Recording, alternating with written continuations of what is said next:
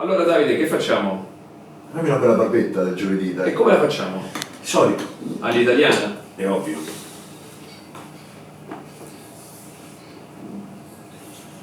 Come stai, Gabriele? Tutto bene. Te Davide? Tutto a posto. Ho visto pieno di americani in Via Veneto. Pienissimo, è un ottimo periodo per la via. Si sta riprendendo. Ma come mai sto nome Santolù?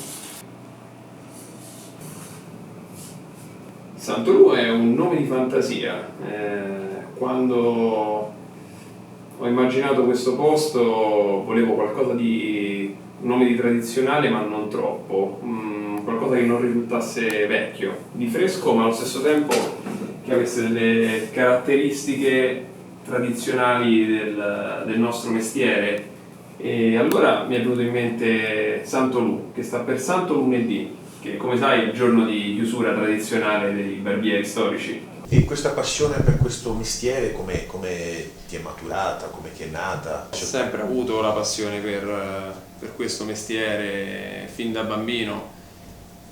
Ero in primis fissato con il look, successivamente ho iniziato a fare i primi tagli di capelli ad amici e conoscenti, poi ho iniziato a frequentare una scuola e a lavorare come ragazzo di bottega in una nota barberia romana accanto a dei grandi maestri. Ah, bello.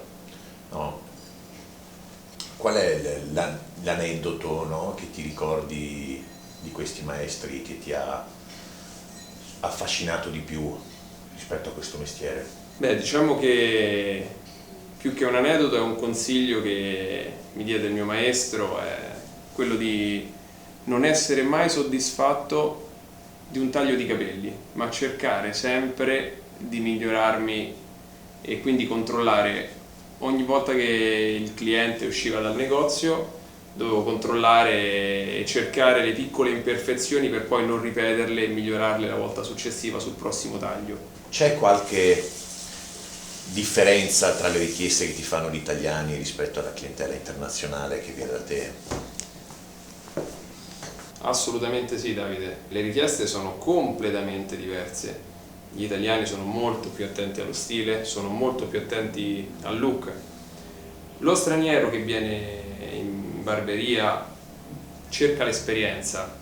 A volte non hanno richieste particolari sui tagli, a differenza dei miei clienti italiani, ma vengono qui e mi chiedono semplicemente un taglio e un'esperienza all'italiana.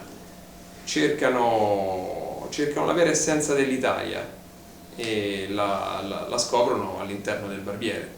Tu collabori anche con tanti alberghi importanti, su Via Veneto stanno aprendo tanti alberghi, c'è qualche richiesta particolare che ti è venuta da qualche albergo o qualche aneddoto che vuoi raccontarmi?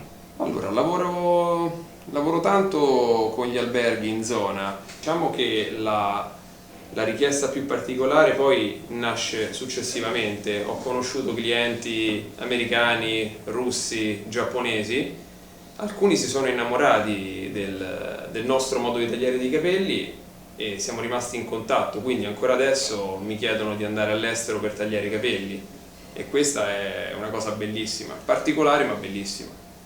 Beh, penso che sia importante costruire, no, un rapporto di fiducia, di empatia con il cliente. E il barbiere è veramente come una figura personale, no? Che ogni persona ha. E Via Veneto come la vedi tu? Insomma, tu sei qui ormai da quanti anni su questa via? Sono su Via Veneto da 6 anni. Hai visto una ripresa come dire? Assolutamente sì. Quando sono arrivato la via aveva quella decadenza che ha tuttora, magari un po' più accentuata, ma adesso ci sono grandi imprenditori che stanno puntando sulla via, grandi gruppi alberghieri che stanno puntando su questa zona e questo mi fa un enorme piacere perché secondo me è una delle zone più belle di Roma. Si respira proprio la storia e quella decadenza e ricordo delle vecchie glorie che si mischiano insieme e creano un'atmosfera unica per Roma. Beh, immagino. Tu quanti anni hai, Gabriele?